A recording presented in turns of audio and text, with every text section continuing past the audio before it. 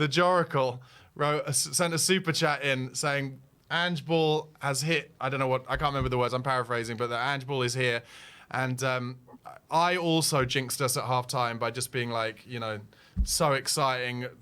If I was Man United, I'd be trying to find a manager who could do this, whatever. Look, we did play really well, but unfortunately, never forget that we're Spurs fans and that anything can happen. And now I'm going to invite JORRI on to tell us what the hell happened in that second half. How are you, JORRI? Well, I decided to try this full-on diluted hands in thing, and it worked out brilliantly, right? But I would say, the way I feel about jinx in general is jinx only work for teams that don't have the full set yet, So, once you're the real thing, jinx don't work anymore. That's how I see it, at least. But yeah, what a shocker! What an absolute shocker! I'm speechless. I do think a lot of people are kind of missing one huge thing, which was worrying me in the first half already, which is Romero, man. He was really, really bad. His timing was really off, and he was all of that chaos in our defense was basically every goal. It was Romero starting to be with him way out of position, and also even when he was in position, he was standing behind the player instead of in front of him and stuff like that. So and in general, it was a defensive meltdown for sure. And Romero's our captain now. He should definitely. For me, he bears the brunt of the blame of this game. There was something that clearly happened at halftime in my view. I don't know if the players just decided in their mind that it was in the back or whatever, but Maddison completely switched off his effort as well. He was helping Udogie a lot, and I have to say I don't think Udogie was at fault at all, even though when the chaos ensues, both Udogie and Van de Ven and all of them have shit happens when your structure is completely out of control, and that was what happened. And Udogie was overworked. Mitte had the game of his life, and it was difficult for Udogie in the first half, but Maddison and Bentancur and others just were helping out there, and it worked. We contained it, but then Maddison, I think he was just completely out of gas, and that's what we saw for sure, a difference in clearly fitness. I thought we were one of the fittest, if not the fittest team, but clearly not. And also, Brighton, they managed to get overloads on us in all their transitions, basically, and then the players stopped running into the triangles. I don't know how many times I saw a player with the ball and there was only the one option. There was nobody running into the space and making the triangle, which was the opposite of the first half, wasn't it? Yeah, and that's also, I didn't think we were amazing or anything, but everything we did that's the reasoning behind my tweet, and I still stand by it. I think this is this is a little bit like the Coventry moment. This is going to be a wake-up moment. I am worried about Kuti, though, because I'm not seeing, I'm seeing some kind of, I'm seeing too much not taking responsibility to the level that he should be doing and has been doing, So I am worried, and his timing is way off. Every time he launches forward now, he doesn't get it, So can I raise something, JORRI? Can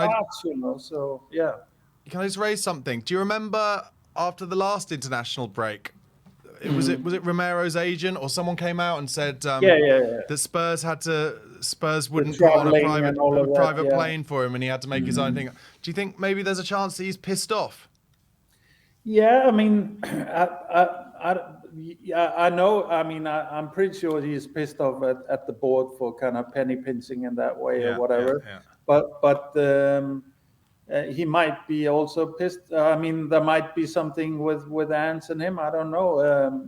Like that's pure speculation. But he's, for me, seems at a completely different motivation level. That maybe it's once again the international break coming up, and his mind is with Argentina once again. But Yeah.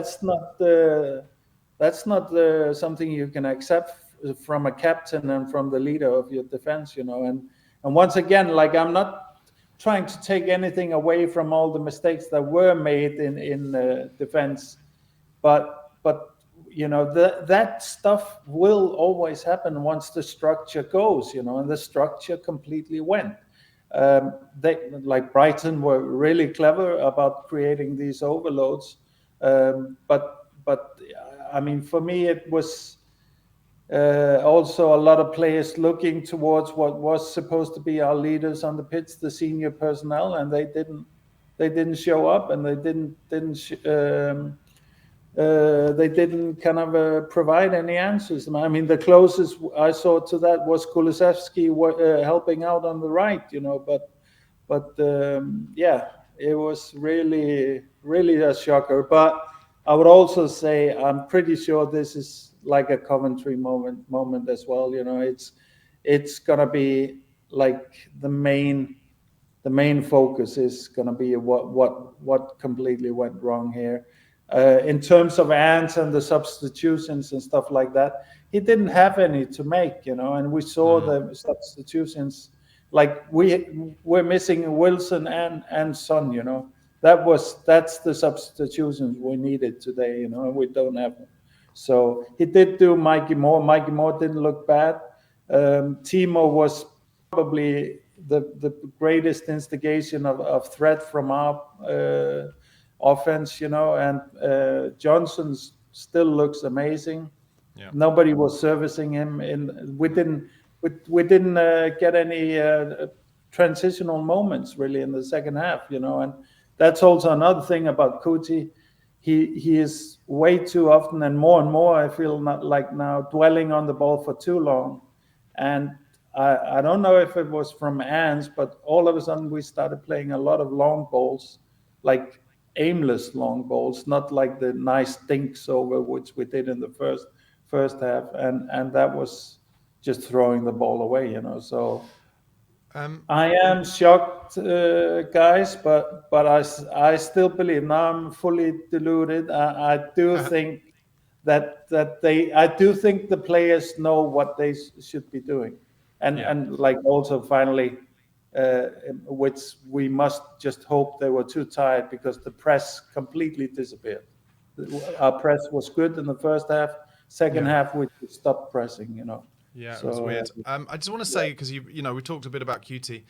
If you're Radu Dragushin right now, surely you've got to be saying, I deserve a go, don't I? And Yeah. the one thing I'd say about Romero is, and I think we talked about this before, JORRI, is he has played non-stop football for about 2.5 years. Why don't we just give him a couple of weeks rest? Like, tell him to go on holiday or something.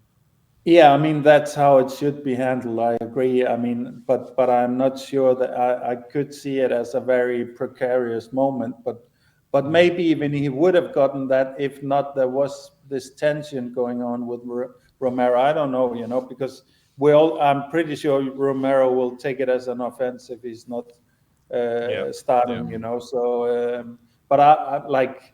If it had been me on the sideline there, I would probably have taken Romero out and put Dragusin in. Simply to make the statement. This is not good enough.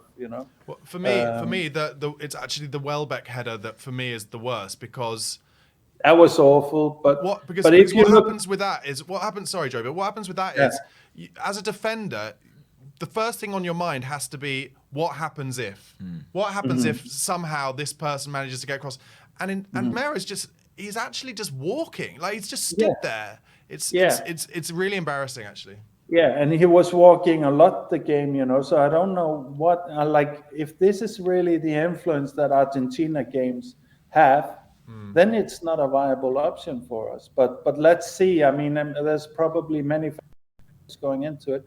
But also, Barnaby, when you watch it back, the extended highlights and stuff like that, you know, look at where Romero is when we fall apart. He is always the hole in our defense, and then other guys are trying to double up on two players and stuff like that, and that never ends well, really. So yeah. But yeah, I won't have it any longer. But I will at least keep the Ants banner up, and I'm still convinced that the guys know exactly what they need to do. Why they stopped doing it, I don't know today, but they know. Whereas before they didn't quite know. I still know that they have the blueprint for it in their heads now. So. Good. Well, let's end on that positivity. JORRI, thank you so much for calling in, mate, and try and enjoy the rest of your night if you can somehow. I will. Take care, guys. Take care, JORRI. Top man.